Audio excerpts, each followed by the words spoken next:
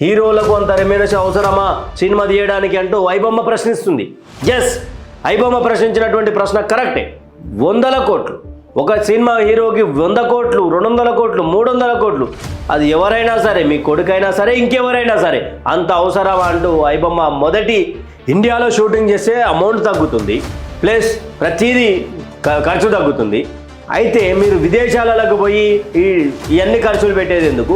దేశంలోనే, ఇండియాలోనే చేస్తే ఖర్చు తగ్గుతుంది, అదేవిధంగా అన్ని పైసలు ఎక్కువ ఖర్చు కావాలి. నువ్వు కనుక నా మీద ఫోకస్ చేసినావు అనుకో, నేను ఫోకస్ చేస్తే తట్టుకోలేరు మీరు అనే విధంగా ఐబొమ్మ వాళ్ళము అంత మంచి వాళ్ళం కాదు.